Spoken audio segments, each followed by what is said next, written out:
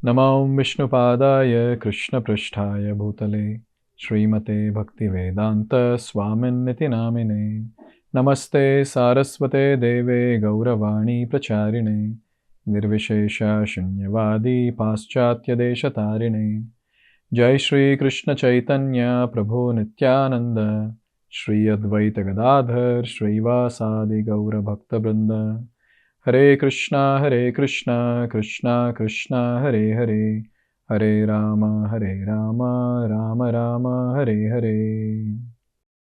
So today we will discuss Damodarāṣṭakaṁ, verse 5. So we are going through this entire Damodar series in Damodar month. And very, very beautiful verses, very deep. Each verse is very deep.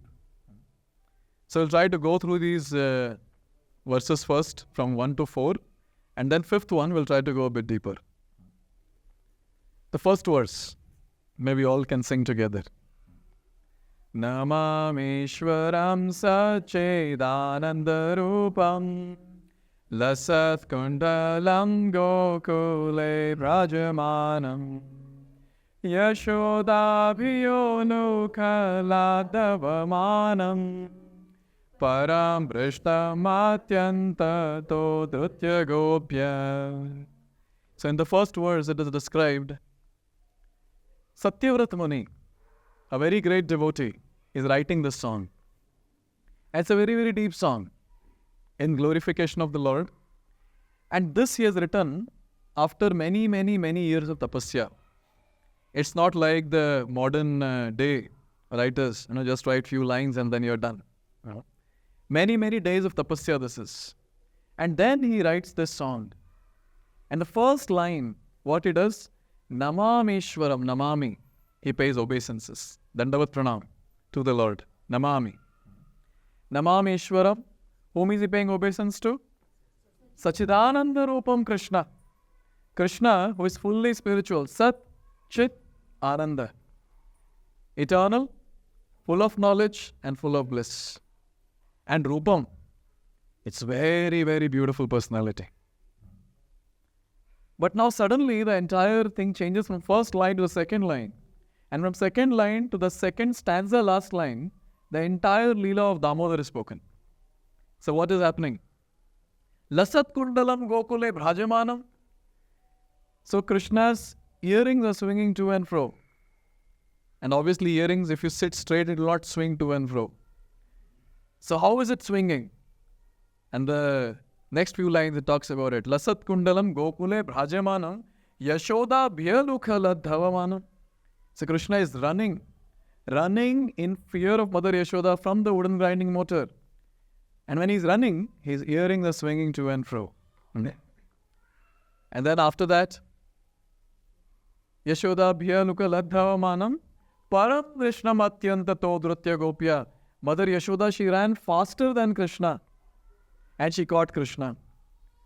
Now the question is, how can you catch Supreme Personality of Godhead? But she caught. And how she caught?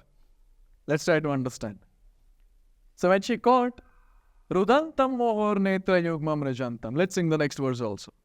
Rudantam mohor netra yugmam rajantam karamboja yugmena satat-kunetram moshvasakam patri rekha kakanta Stita graivam Damodaram bhakti bhaktam. So when Mother Yasoda caught Krishna, that Supreme Personality of Godhead was full of ananda, started crying. Rudantam mohor netra, crying. How yugmam rijantam. Karam bhoja yugmena satankanetram. With his two eyes, tears are flowing. Two hands, he's rubbing his eyes. And his eyes are filled with fear. Sa-atankanetram. And then, after running so much, out of fear, he's breathing heavily. And when he's breathing heavily, mohoshvasakam patri rekha kakanta stita graivam Damodara. So what is happening? So when he's breathing heavily, the 3 lines are there on his neck, which is marked like a conch shell. So you can see we have the blowing conch. Inside that you'll have 3 lines. So 3 lines are there on his neck naturally. And then he's wearing necklace around that. And when he's breathing heavily, quickly, again and again, even that necklace is moving. Bhakti Baddham and Mother Yasoda, who caught Krishna first, now she is doing something which cannot be imagined by any of the yogis, by any of those personalities who worship the Lord with awe and reverence in Vaikuntha. They cannot imagine this. What Mother Yasoda did, she bound Krishna to wooden grinding mortar. And then here the question comes, how did she bind the Supreme Personality of Godhead? She bound Krishna by mere ropes. Is it possible to bind Krishna with mere ropes? And the answer here, Satyavrat Muni, he gives, he says, Bhakti. Not with mere ropes. Bhakti Baddham. She tied with Bhakti. And before that, she caught with Bhakti. Therefore, it is described that Lord who cannot be caught by anyone, he is caught by devotional service, by Bhakti. So whenever we render devotional service to the Lord, he agrees to surrender to that devotee. And he gets caught by the devotee's love.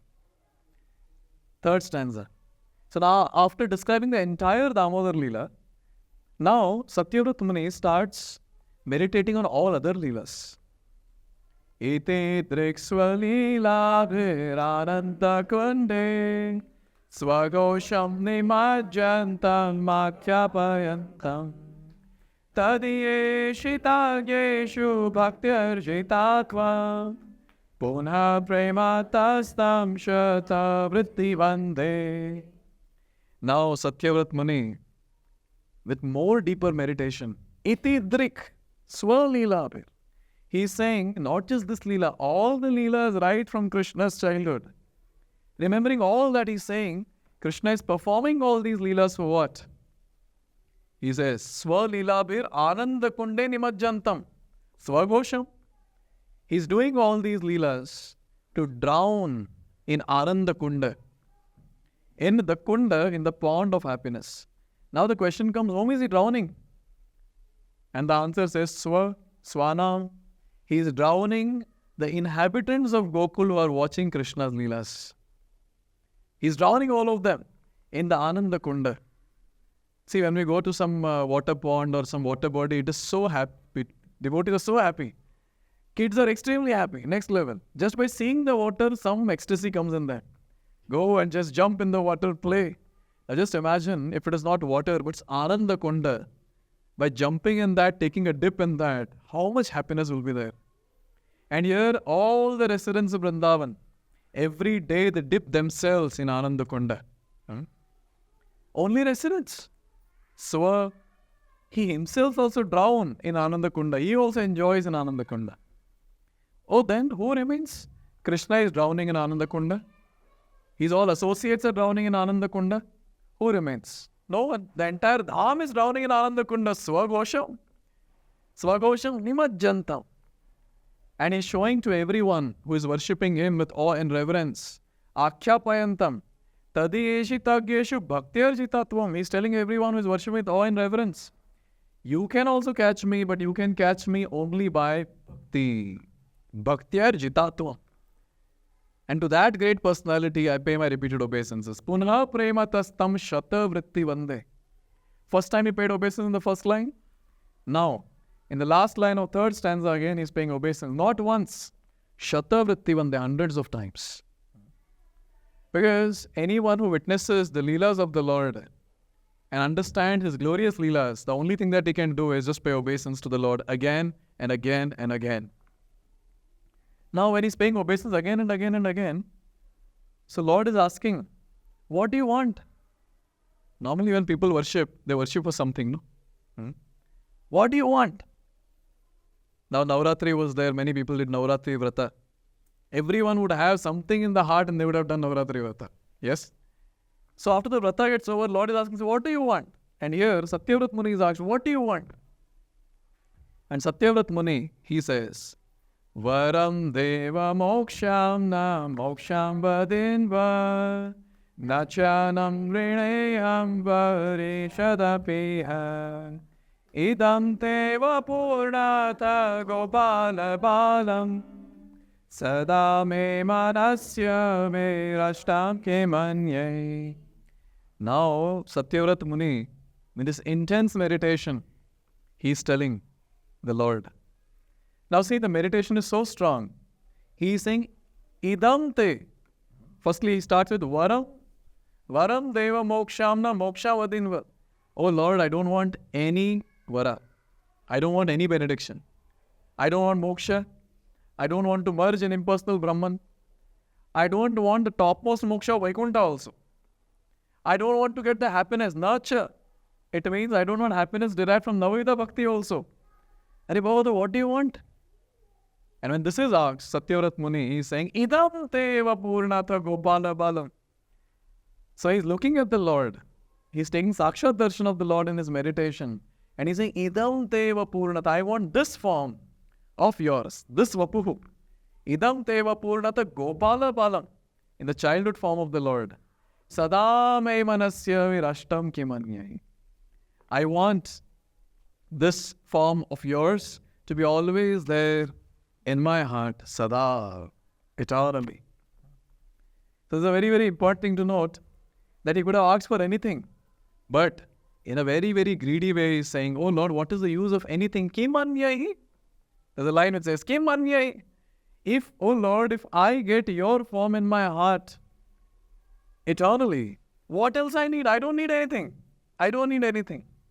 You know what? Why do we pray so much to the Lord and ask for material things? Only because we don't have the presence of the Lord in our heart. Or we have not realized Krishna's presence in our heart. Only because of that, we are hankering for so many material things of this world. So many.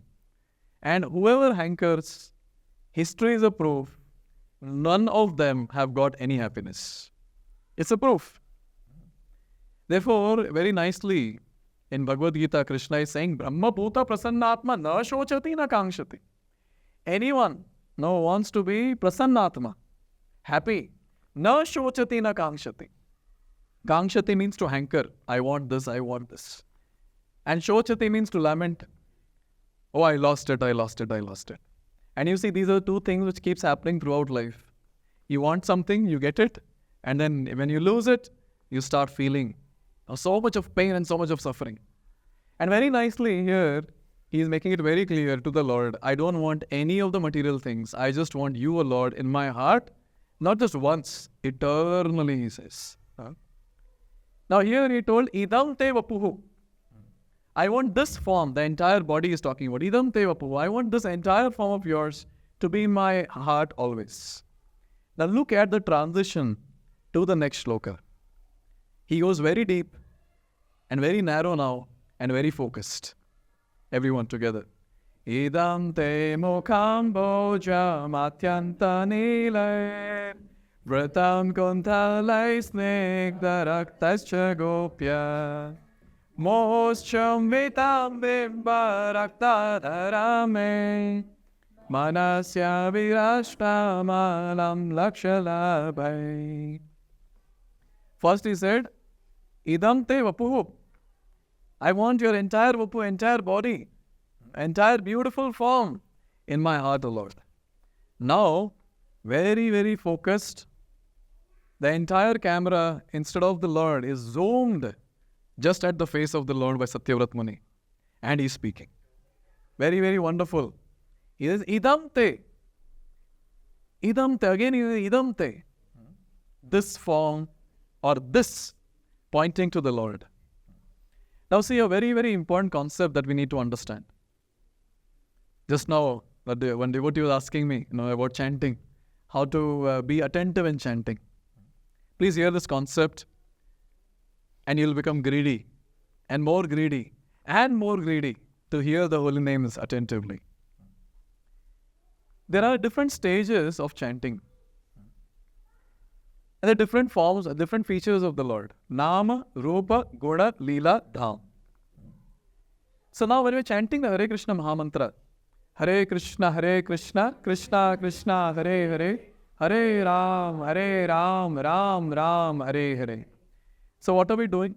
We're chanting the Nama, the holy name of the Lord. So now when we're chanting the Hare Krishna Mahamantra, when we're chanting the holy names, and when we're chanting it attentively, without offenses, with love and devotion to the Lord, this holy name of the Lord gets transformed into Rūpa, form of the Lord.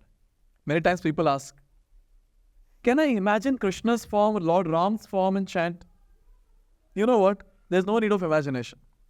If your chanting is perfect, if your hearing is perfect, that itself, that Naam itself will get transformed into form, into Rūpa. Therefore, very nicely it is described in different shlokas. Yes. That, maybe I'll chant this, please repeat. Nama Chintamani Krishna, Nama Chintamani Krishna, Chaitanya Rasa Vigraha, Purna Shuddho Nitya Mukto, Abhinnatva Namāmīśvaram. So here this shloka says that Krishna's name, Nama Chintamani Krishna, Krishna's name is like touchstone. When you're chanting Hare Krishna Mahamantra and you're praying for something, that will come true because Krishna's name is like Chintamani. Now whatever you desire, that will be fulfilled. But then only a very, very foolish person will use Chintamani to wash the clothes. Yes? It's like you have a laptop and then your son breaks the door stopper and then you start using the laptop as a door stopper. This is called as foolishness. This is exactly what happens when someone uses Nama, holy name of the Lord, to ask for something material. Nama Chintamani Krishna Chaitanya Rasa Vigraha. Now it is described, at least I have not realized, but I am just repeating what I have heard. Chaitanya Rasa Vigraha. So this holy name is not inanimate. It is fully Chaitan. It's fully conscious. See, when do you fall asleep? When you are not doing anything. Now say I am talking to you, one-to-one. You're sitting in front of me and I'm talking to you one-to-one. So when you're talking to me, there's no question of sleep. Yes? Because you're talking. I'm talking, you're talking, there's a reciprocation. Both the two entities are conscious. Now just imagine we realize that how Krishna's holy name is conscious. And when you're having that conscious reciprocation to and fro, then tell me where is the question of sleeping? Chaitanya Rasa Vigraha Purna Shuddho Nitya Mukto. Holy name is Nitya Mukta, eternally liberated. And Purna Shuddho, it's all pure. So when I, a contaminated soul who has no hopes of getting purified, when I get to know, oh, there is a personality is all pure. And if I associate with this pure personality, I will also become pure. So that greed a devotee gets. And then he chants the holy name with full faith and full devotion. And since he's associating with the Lord's name, he gets purified. Because Lord's name is all pure. And last line, Abhinnatva Nama Naminaha. The holy name and the Lord are non-different. So this is what happens. When someone perfects chanting the holy name, Hare Krishna, Krishna Krishna, Hare Hare, Hare Ram, Ram Ram, Hare Hare. Chants with all love and devotion without offenses. This is what will happen when he is closing his eyes, he is chanting. The holy name gets transformed into the form of the Lord. He stops chanting, the form also disappears. He's so greedy now. He's so greedy, he wants to continue chanting. Because who wants to stop taking darshan of the Supreme Personality of Godhead? And now it is just a still photo, by the way. It is just a form that you can see. It's a still photo, a still form. After that, Nama Rūpa, then Guna of the Lord is displayed in various ways. His merciful nature will be realized. His beauty will be realized. And so many other qualities will be realized. And finally, after that, can you imagine? After Guna comes the next level. The next unfolding thing that happens is Leela. Why people are so interested to watch movies and this and that? It's so nice that it's moving. It's so nice. The scenes are changing. And so much of rasa in that, so much of mellow in that. People like to watch. More masala, more TRP. That's how it is.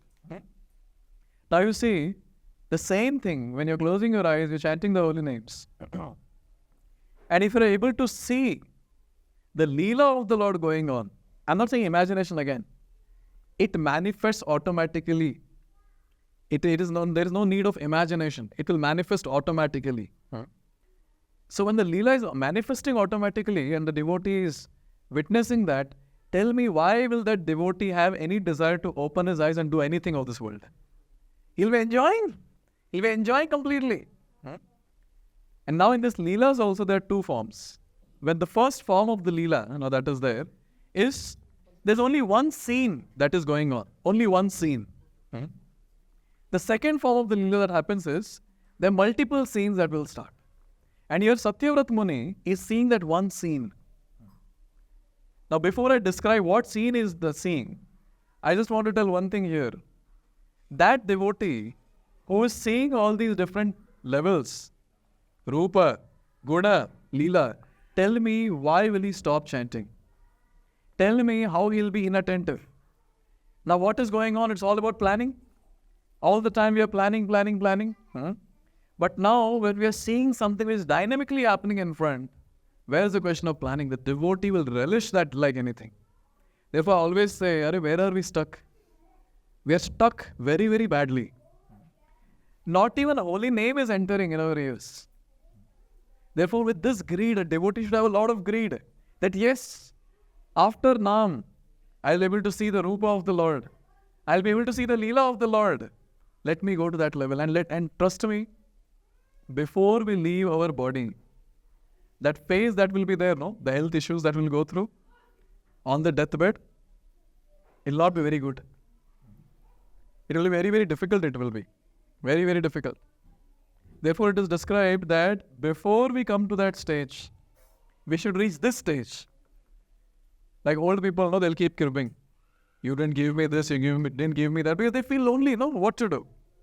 But then when a devotee gets connection with the Lord, when he's able to get the taste in the holy name, he's able to witness the Leelas of the Lord, tell me, when someone goes to him to talk, he'll say, please leave me alone, I've got a lot of things to do. He's sleeping. And lying on the deathbed, that person will be very, very blissful. Therefore, every devotee should have this greed that I want to proceed and realize the higher truths of life. This is something, which a devotee should get in his mind. Very, very, very important. And then when the devotee becomes greedy, laulyam, it is described, laulyam is that price which a devotee pays to get the higher realizations and the destination. One has to be very, very greedy. I want to go ahead. And we should pray to Krishna. So when we have this higher greed, then the devotee, whenever any other thought comes, he says, no, I don't want to think about that. I just want to focus on the holy name. I want to realize Krishna's name. I want to realize Krishna's form, his leelas, and so on and so forth. This will go on and on and on. Then a devotee can be attentive. Attentively he'll be able to chant. And here look at Satyavrat Muni. He's relishing the entire thing and he's saying, Idante. This. And what this? What is he talking about? What is he saying? Then comes, Idante mukha ambuja. Mukha means face. So in the previous shloka, he was seeing the entire form. Now, he has zoomed the camera of his eyes and the heart. And now he's just seeing the face of the Lord. And he's saying, Idante mukha. Ambuja means? Ambuja. Lotus flower. He's saying, I want to see this beautiful lotus-like face. Now Krishna's every body part is compared to lotus. Kunti Maharani, now she prays. Please repeat. Namo Pankajanabhaya. Namo Pankajamaline. Namo Pankajanetraya. Namaste Pankajangraye. So Kunti Maharani, she is saying, when Krishna is about to leave to Dwarka from Hastinapur, she is offering prayers and saying, Namo Pankajanabhaya, your navel is like lotus. Namo Pankajamaline. Now you are wearing a beautiful lotus garland. Namo Pankajanetraya, your eyes are like the lotus petals. And finally, she is auntie, no? Kunti Maharani is auntie, right, of Krishna. So now, if she directly pays obeisance to Krishna at his feet, he will feel embarrassed. So after telling all that, then finally she says, Namaste Pankajangraya, I pay obeisance to your lotus feet. Now here is a question, why Krishna's every part of the body is compared to lotus flower? And especially why this face is compared to the lotus flower? The first thing is, First reason is Krishna's face is very, very beautiful. And the beautiful thing of this world is a lotus flower. And that is compared to Krishna's lotus face or face. Very, very beautiful. So in Śrī Śrī Dāmodarāṣṭakaṁ, very beautifully it is sung. Sucharu vaktra mandalam sukarna kundalam sucharchitanga chandanam namāmīśvaram. So this is Śrī Here it is at Sucharu vaktra mandalam. Oh Krishna, your face is so beautiful. Sucharu, very, very beautiful. Sucharu vaktra mandalam. And Sukarna ratna kundalam. And his ears are adorned with very, very beautiful earrings. So Charchitanga Chandanam namāmīśvaram, whose body is anointed with chandan. To that great personality, I offer my repeated obeisances. So Charu Vaktra Mandala. So first reason is Krishna's face is very, very beautiful. And what to do in this world? We don't have any beauty that can be compared to Krishna. Therefore, chalo lotus flower. That is beautiful, so let's compare that with Krishna. Therefore, throughout Shastra, Krishna's face is compared to lotus flower. Another thing, Krishna's face is very, very, very soft. It is described that when Mother Yasoda would feed milk to Krishna, sometimes when she would touch Krishna's feet, it will become completely ready just by touching. And she'll get scared. Oh, hope I have not hurt my Lala. Now just imagine if feet is so soft, just imagine the face, how soft it will be. And kids of this world, look at their texture, their skin, so soft. Now just imagine all the cuteness personified, put together of the entire creation, spiritual and material worlds put together, that cuteness is Krishna. And in his baby form, just imagine how soft his entire face will be. And therefore it is described that lotus is soft, Krishna's face is also soft. So there's a comparison that is there. And another very important thing, Krishna's eyes are like lotus petals. We just sang, no? Sudhirga netra pankajam. His eyes are like lotus petals. It is described when he opens his eyes like the lotus petals opening up. He closes his eyes as if the lotus is closing. So since his eyes are compared to lotus petals, the entire face is compared to lotus. Very nicely it is sung, no? Brahma Samhita.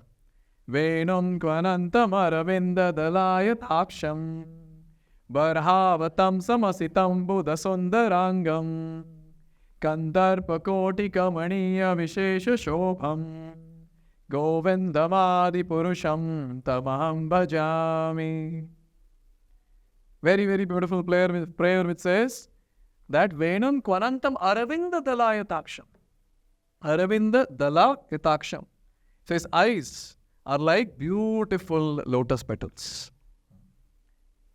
Therefore, in this way, we understand Krishna's eyes are compared to lotus petals, so his face is compared to lotus. Idam te mukha ambuja. Idam te mukham bojam. Atyanta nilair. So before I move on to Atyanta nilair, since Krishna's face is very beautiful, it is not just compared to lotus. It is compared to moons also. His entire body is compared to different moons. And I would request you all to count now. I'm going to tell you all the number and you have to add all of them and tell me at the end how many moons are there in Krishna's body. Ready, everyone? Now here is a description which one Sakhi is telling another Sakhi in Vrindavan. He is saying, Sakhi hai Krishna mukha dvija raja raja Krishna vapu simhasane vasi raja sashasane kare sange chandrera samaja. So one Sakhi is telling another Sakhi, oh Sakhi, Krishna mukha is dvija raja raj. Krishna mukha is basically the Chandra. And Krishna vapu singhasan, his entire body is like singhasan, throne. And this king, Raja, is sitting on this throne. And what is he doing? He is ruling the Chandrera Samaja. There are a lot of Chandras, lot of moons, and he is ruling all the Chandrera Samaj. So with king, he rules the kingdom, the Samaj of citizens. And here this moon king is ruling the moons. Now say someone asks, Chandrera Samaj? Chandrena Samaja. Who are they? And then it is said, Doi ganda suchikana jeni mani darapana say doni purna chandra jani. It is said that Doi ganda suchikana is saying the two cheeks of Krishna, they are full moon. So one moon is full face, and the two cheeks are also considered as two moons. And then it is described, these two moons are so effulgent, so nice, that Krishna's friends, during playing, when they wanted to see their face, they would go close to Krishna and they can see their face in his cheeks. And they'll comb their hair and get ready and then do their makeup just by looking in the face of Krishna. I mean the cheeks of Krishna.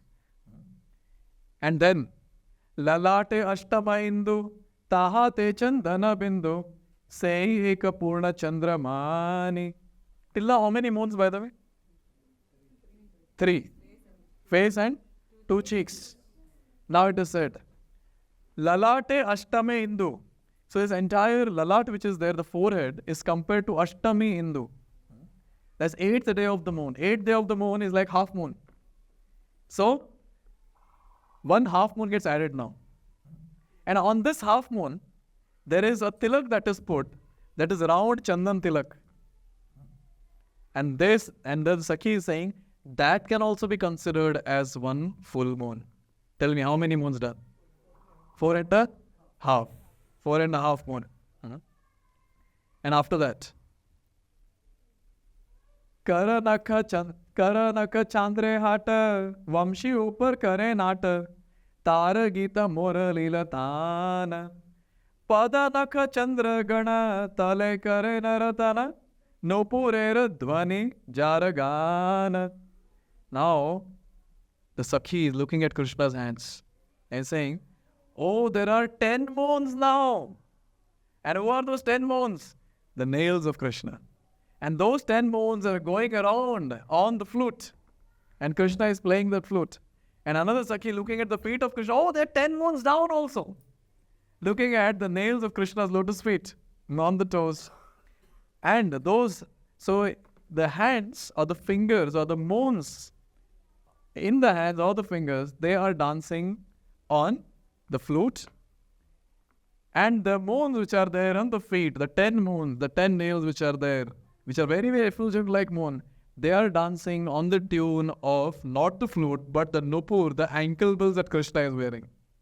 So this way, the Sakhis, they are saying, oh. It's so wonderful that this entire form is nothing but dash number of moons. 24 and a half. And it is described, Gayatri mantra contains 24 and a half syllables. And therefore, the gopis are saying, oh, Krishna's entire form is made up of the Gayatri mantra, the 24 and a half moons. So in this way we see, one moon is so beautiful. Just imagine 24 and a half moons put together is the form of Krishna's beauty. And anyone who sees that, why will not that devotee fall in love with Krishna? But what to do? Look at our misfortune. We are stuck in this material world, busy doing sense gratification, getting attracted to beauty of this world. But we don't know there is a much more higher beauty that Krishna has. And anyone who falls in love with Krishna, anyone who sees Krishna will fall in love with Krishna. That is the beauty. And that is the beauty of the Lord. Idam te vapurnata gopala balam. Or idam te mukham bojam. Atyanta nilayir. So idam te we covered. Mukha ambuja we covered. Now atyanta nilayir. Now Krishna's beauty or Krishna's complexion is compared to or is considered to be deep dark blue. Bluish blackish complexion. Very, very beautiful shloka from Krishna Karnamrit, which is quoted in Chaitanya Charitamrita also. Very, very beautiful. Please repeat. I'll chant half the shloka and then you can repeat, because full shloka means half the line, and like that we can chant. Please repeat. Madhura madhara bimbe Manjulam mandahasye Shishram amritanade, Sheetalam drishtipate, Vipulam aruna netre, Vishrutam venuvade, Marakatamani neela, Balamalokayenu. Very, very beautiful shloka. I heard it for the first time in a class and I was like, I have to memorize this shloka. So beautiful. So it says, I'll come to the first few lines. The last line says, Marakata mani nila. That is the mani which is deep, dark blue. And that is what is the complexion of Krishna. Is the complexion of Krishna compared to anything else also other than the deep, dark blue mani? Anyone? Amazing. The clouds, the rain-filled clouds, just not the clouds, rain-filled cloud. That's what we sang, no? Venam kvanantam aravinda dalayataaksham bharavatam samasitam buddha sundarangam. Asitam buddha. The clouds which are just about to rain. Now whenever the clouds are just about to rain, we can go around and see that how, what is the color. In fact, it is described. See, for us, no, even we see Krishna's beautiful form, we don't get attracted. But the great personalities like Madhavendra Puri, Srila Madhavendra Puri, Chaitanya Mahaprabhu's Guru, Ishwara Puri's Guru, Madhavendra Puri, when he would see the rain-filled cloud, he would cry and cry and cry in ecstasy and roll on the ground remembering Krishna, because that is Krishna's complexion. So here we understand very clearly that Krishna's complexion is like the rain-filled cloud. Therefore, it's a very, very important thing to note. Sometimes people ask, why is Krishna's complexion bluish, blackish? That is Krishna's complexion. You cannot ask why. That is the complexion of the Lord. And normally, in this world, we have this misconception that anyone who is fair-skinned is actually beautiful. And everyone, who feels that they're dark complexion, they'll start applying a fair and lovely, handsome and all that. And sometimes they put so much of powder, yes, that even a ghost will run away looking at their face. Huh? But here we call Krishna as Shama Sundara. He's Shama Varna, he's bluish, blackish complexion. At the same time, Sundara, very, very beautiful. So this is the beauty of the Lord. And it is compared, not to different things. Because we cannot conceive Krishna's beauty just like that. Therefore, scriptures, they give us something that we can see. Okay, chalo, you can see a lotus, okay, Krishna's form is like lotus. Or you can see the moon, which is very, very nice and bright and beautiful, okay, Krishna's form is compared to the moon. And now the Krishna's form or Krishna's complexion is atyantato, is bluish, blackish, deep, dark blue, like Marakata mani. So if you all want, you can go to some jeweler shop and try to see Marakata mani, deep, dark blue. And that's the color of Krishna's complexion. Now the next line says, Atyanta Nilai, then Vritam Kunthalai Snigdha. Now next thing that comes into picture is Krishna's face. We understood, beautiful, complexion, all that. But now the hair of Krishna that is there, that is extremely beautiful. Curly. Vritam Kunthalaihi. It's very nice, very curly. Vritam Kunthalai Snigdha. Snigdha. It is very, very shiny. And it is very, very soft. Vritam Kunthalai Snigdha. Now it's a very nice thing to note that when the great devotees, the pure devotees of the Lord in Brajalila, that is gopis, when they would take darshan of the Lord, not like ourselves, the way we take darshan of the Lord. You come and patak say and bend them. Yes. As in many times in our temple when people come, they'll come and then the first thing that they will do is take a selfie. Because maybe they want to take the Lord home. And the second thing that they does is maybe join palms, stand, look here and there and ask, about various things and again look at the Lord and leave. But it is described that when Krishna takes darshan when Krishna's darshan is taken by the gopis, one Sakhi is telling another Sakhi, when Krishna leaves Vrindavan and goes to the forest, one Sakhi is telling to another Sakhi that, oh, I'm so unfortunate. I was looking at Krishna's lotus feet and Krishna left. What does that mean, That the beauty of lotus feet of Krishna is so great that that gopi was not able to see beyond that. She was just looking at the lotus feet. And another gopi, she is saying that even me too, I couldn't look beyond his knees. And like that the description goes, and it is described, anyone who saw any part of the body of the Lord, they got stuck to that part of the body of the Lord. They couldn't see anything beyond that. And here we are talking about very, very beautiful, that is the curly hair of Krishna. In Vrindavan, in our Krishna Balram Mandir, I don't know how many of you have seen. Now Krishna and Balram are tied a hair here. There's no crown that is put, no pagadi. Just the hair, and the hair is left till here. Very, very beautiful they look.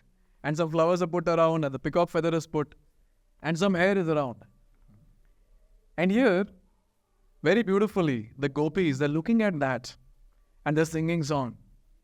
And they're saying, Atati yad bhavan anikananam trutiyugayate tvam apashyata kutila kuntalam Śrī mukham chate jada udikshata pakshmakridrisham. So gopis, they have a complaint to Brahma. And you know what is the complaint? They are saying, we are in Vrindavan. In Vrindavan, Krishna is personally present. And when they're talking about Krishna's presence, you know what they're talking about? They're talking about Kutila Kuntala, Śrī mukham chate, Krishna's beautiful hair that is decorating the face. And it's looking very, very beautiful. The entire form is looking very, very beautiful. And the gopis are telling Brahma, Are dimag nahi hai kya? You don't have brain substance or what? Everyone in the entire world you gave 2 eyes. Brajvasis also you gave 2 eyes. Okay, chalo, you gave 2 eyes, accepted. On those 2 eyes you gave lids also. You don't have any brain substance. What sort of creator you are? At least you should understand. We are in Vrindavan.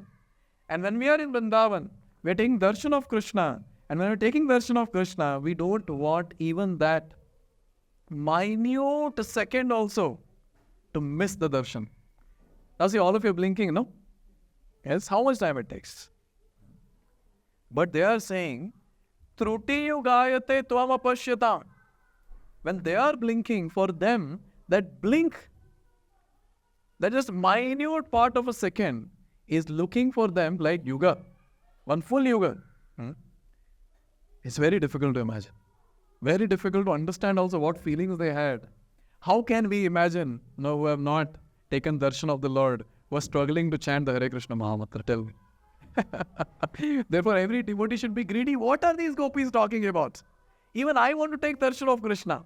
And therefore, it is described that when we chant very nicely, we will also get this opportunity to understand, what are these gopis talking about? What is that? What are they feeling? What do you mean by taking darshan of Krishna? And when you miss darshan of Krishna, even for minute second, you feel very, very painful. That pain is like, it's like a long yuga altogether. So in this way, we understand that Krishna's face was so beautiful. With the curly hair, which is very, very soft.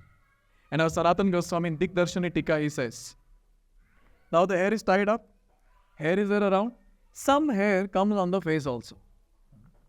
And Krishna moves here and there. Yes, so you can imagine what's happening. The hair is also moving here and there on Krishna's face.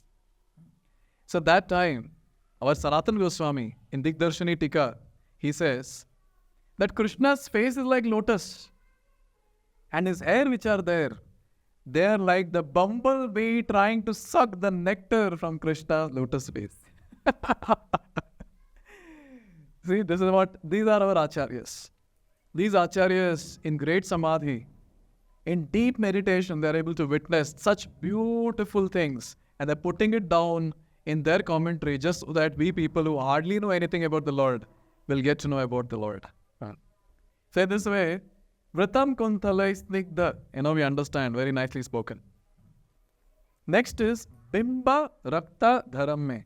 Okay, by the way, Vritam Kuntalai Snigdha Rakta. Rakta is gopyā. Rakta, hair is black, no? Where is Rakta coming from? Rakta means what? Which color the blood is? So red color is also called Rakta.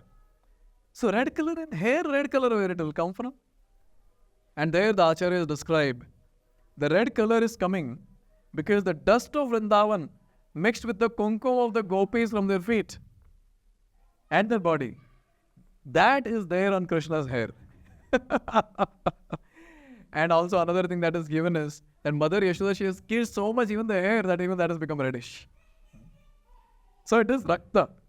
Rakta is cha. Now gopyā. The word gopyā is used here. So before we come to that, there's one word called Bimba Rakta Dharam. Again, Rakta word is used. Bimba fruit. There's a very nice fruit that is spoken about, Bimba fruit. Recently, I was searching how the Bimba fruit looks like. And I posted it in some groups, if you have seen. So reddish and so beautiful. So beautiful. It's very important when you read something in Shastra. Now, since we have the luxury of just putting something on internet and getting it, we should do that and see how actually that looks. And sometimes texture of the Lord's face is also mentioned. The Kadamba tree that is there, or some specific trees, the newly fresh formed leaves which are there, when you touch that softness multiplied by many, many thousands of times is what is the soft texture of Krishna. So many devotees go and do that. So they touch and they try to feel, oh, this is how Krishna's texture is. They start feeling that. So it's very important that we do some research, when Shastras say, okay, how does that actually look? And here very nicely, it's a Rakta, red. And that fruit is Bimba fruit, very, very reddish. And so Krishna's lips are compared to that reddish Bimba fruit. And just now we sang, no? Madhura Madhara Bimbe. Yes? So this Bimba we are talking about. And here it is at Madhura. Madhuram Adhara Bimbe. Madhura means sweet. Adhara means lips. Bimbe means the Bimba fruit. So it is said Krishna's beautiful lips, very, very sweet lips, are like the Bimba fruit. Very nicely it is described, the Bimba fruit. And even in another shloka in Chaitanya Chaitamrit, which again comes in Krishna Karnamrit by, what is his name? Bilvamangal Thakur. He writes, please repeat. Madhuram Madhuram Vapurasya Vibhor. Madhuram Madhuram Vadanam Madhuram. Madhu Gandhi Mridu Smitam. Etadaho. Madhuram Madhuram Madhuram Madhuram. Oh, so much of sweet, you'll get diabetes. So much of sweet. First it is said, Madhuram Madhuram Vapurasya Vibhor. So it is said, oh Krishna, your form is Madhura. How many times Madhura? Madhuram Madhuram. 2 times. And then, Bilvamangal Thakur is looking at the face of the Lord and he says, Madhuram Madhuram Vadanam Madhuram. How many times Madhuram? And he's looking at the face and saying, oh, your face is Madhuram. Madhuram. Madhuram. And then, in the face, he is zoomed and is only at the lips now, looking at Madhu Gandhi Smita, the sweet smile of Krishna. And then he says, Madhuram, Madhuram, Madhuram, Madhuram. 4 times. So it is said that Krishna's form is beautiful, no doubt. Krishna's face is beautiful. But in that, Krishna's smile is the most beautiful. And therefore, many, many songs are there in this. Even our Vallabhacharya, he sings, Adharam, Madhuram, Vadaram, Madhuram. And the last line, Madhura Depate Akhilam Madhuram. The first, he starts directly with the lips of the Lord. says, Adharam Madhuram. So beautiful. So in this way, we see that all these different shlokas talks about Krishna's sweetness. And now this sweetness, from the entire body, we're talking about the face, and from the face, we're talking about the lips of the Lord. Very, very, very beautiful and very sweet, Madhuram. That is Bimba Rakta Dharam. Now just imagine, mothers of this world, now when they have small kids, so at that time, they say, even if that child is not very good looking, I've seen, oh my cute child, and the mothers kiss so much. Now just imagine if your kid is Sakshat Vrajendra Nandan Krishna, who has got this Madhuram, Madhuram, Madhuram, Madhuram, Madhuram, Madhuram, Madhuram, Madhuram, Madhuram. Now tell me, which mother will not kiss this Madhuram, Madhuram, Madhuram, Madhuram? Who can actually comprehend the great fortune of Mother Yasoda? Who can comprehend Mother Yasoda's love? Who can comprehend Mother Yasoda's reciprocation with Krishna and how much Krishna loves Mother Yasoda? And here it is said, gopyā mohoschumbitam. Now, Satyavrat Muni, as I said, he's in that Leela stage, the first part of the Leela, where he's seeing the Leela static. And this particular Leela is seeing the same Leela, where Mother Yasoda is kissing Krishna. I don't know how many times Mother Yasoda will be kissing. Look at this cheek, oh Madhuram. Oh, this cheek, another kiss. Looking at the forehead of Krishna, oh, so nice. So here it is said that Satyavrat Muni is looking at this beautiful scene where Mother Yasoda is kissing Lord Shri Krishna. And now this question. So is Mother Yasoda kissing him again and again? Or Satyavrat Muni is saying the same thing again and again? And both are valid. Because here, when the entire description is given, Satyavrat Muni, in his intense meditation, he's seeing that Leela happening. Therefore it is said, gopyā mohoschumbitam. Obviously there are some deeper meanings also, we'll not get into that. And very, very beautifully, Mother Yasoda is looking at the face and she is kissing the face of Krishna. And she is the one who gets that opportunity which even Brahma cannot get, which even Lakshmi cannot get. That is feeding Krishna her own breast milk.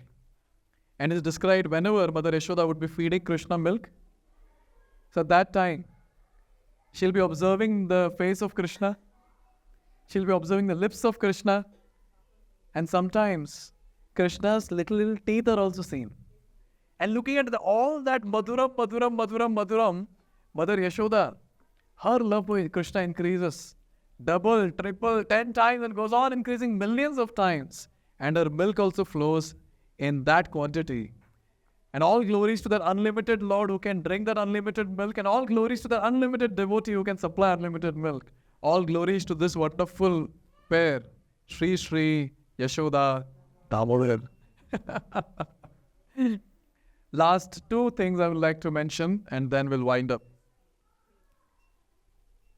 So where are we now?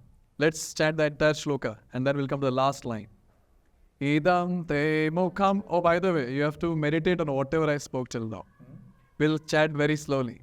Idam te mukham bhojam atyantanilai vritam kunthalai slikta raktascha gopyā mohoschumbitam bimba raktadaram me manasya virashtamanam lakshalabhai.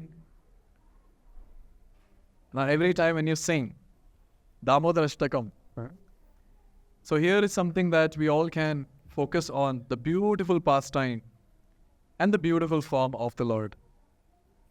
We are still imagining. Satyavrat Muni is seeing. And looking at that, he is saying, May manasya avirashtam. May this Leela, may this form of the Lord be always there in my heart. Now here he is not using the word sada. In the previous shloka he used the word sada. What was that line? Sada me manasya. And here he is not saying sada. He is saying me manasya avirashta. So here Satyavrat Muni is thinking that maybe I'm not very qualified to have sada. Even if I get once, I'll be very, very happy. May this form remain in my heart. Or the other thing that, given by the Acharya, that sada word can be put here also. And Satyavrat Muni is like, may this entire Leela that is going on, the beautiful form of Krishna, and Mother Yasoda kissing Krishna, may this go on and on and on in my heart. And then he says, Alam Laksha Labhay? Alam Laksha Labhay? What is the use of any labha, anything of this world? I don't desire anything of this world. Now trust me, we cannot relate to all this. Because we are those people who are stuck in this material world. And after the katha is over, you and me both will be back in our day-to-day affair. Back. So we can understand what is Satyavrat Muni trying to say. He is saying that I don't want anything. What is the use of anything? I just want this form of yours, this Leela of yours to be there in my heart always. But then one thing which Prabhupada mentions, which we can contemplate and comprehend. Prabhupada writes in the second chapter, shloka number 59, Bhagavad Gita. Very, very famous shloka. Please repeat.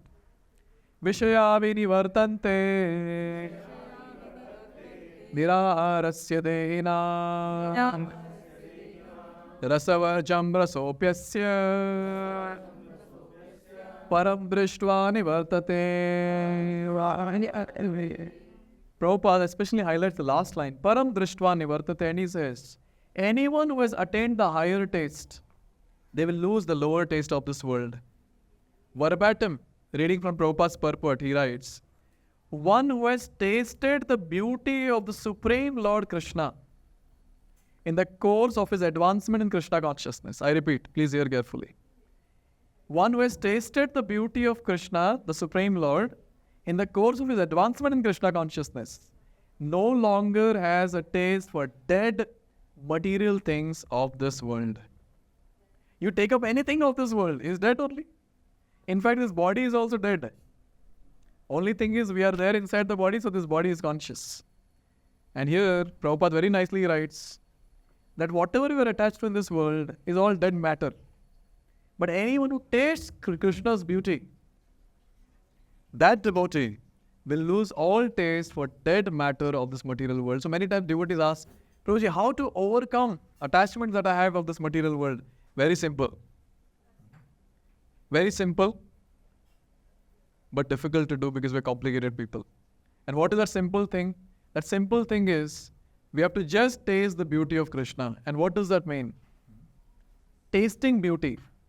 We have heard seeing beauty. What do you mean tasting beauty? So basically, when we chant the holy names of the Lord, we're going to go higher and higher and higher in our consciousness. In our advancement, we will be relishing the higher aspects of Krishna consciousness. When you relish higher aspects of Krishna consciousness, you'll give up the lower ones. I mean, you'll give up the lower aspects of this material world. In some class, I was giving this example that small kids, they play that chan-chan, no? That toy which makes sound. Now, if you take away that when the child is in the cradle, so there will be a lot of cry, hue and cry of the child. But now when the child grows up and say the child is in 5th standard and he's looking at his chan-chan, oh, in childhood I was playing with this. And then you go and snatch it from his hand. Will he cry? Here, take away, you can give it to your child. Why? Because he had got detached from that toy and now he's attached to maybe his bicycle. And then maybe next attachment, maybe a bike. And maybe next attachment, someone sitting behind him on the bike. Yes. And maybe something else after that. It will go on and on and on. So what are you saying in this entire equation? You get attached to something higher, you give up the lower thing. Again, you get attached to the higher thing. Now, when he gets the bike, will he cry for the cycle? No. So like that, given up. And it is not something he's actively doing it. He just gets attached to higher thing, lower thing he gets detached from.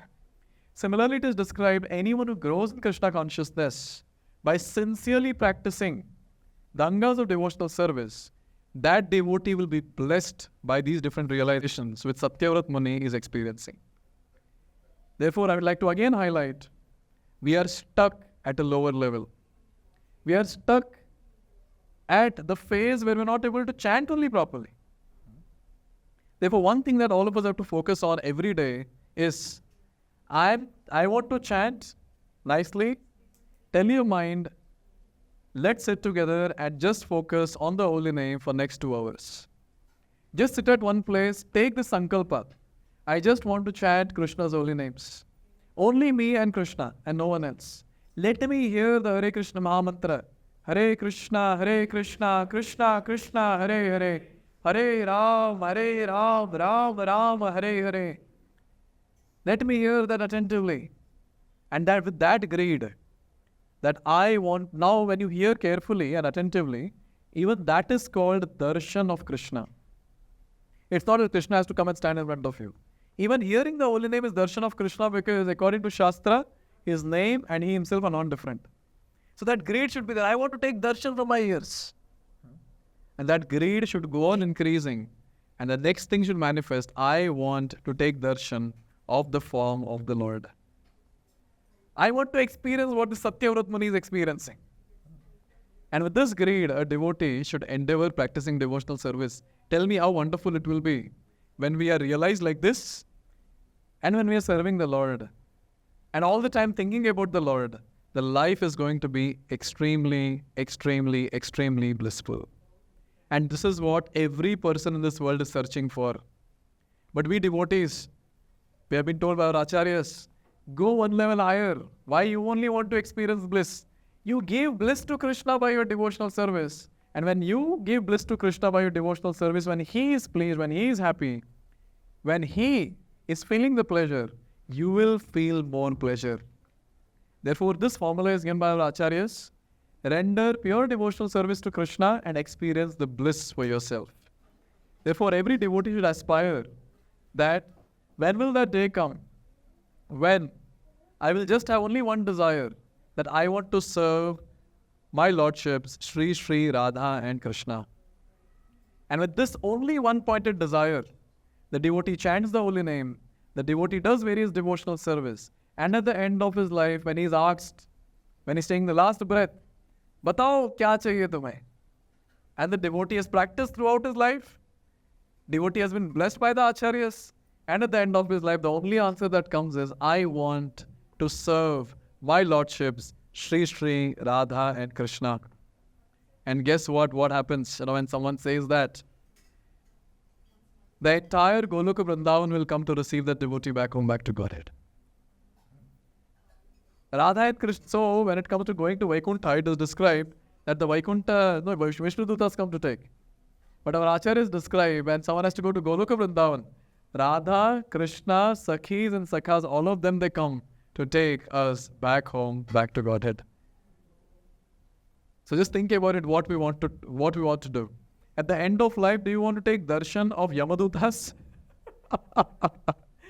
Or we want to take darshan of Śrī Śrī Radha and Krishna and go back home, back to Godhead. With that thing in the mind, let's practice our devotional service every single day, and more importantly, very intensely in this month of Kartik.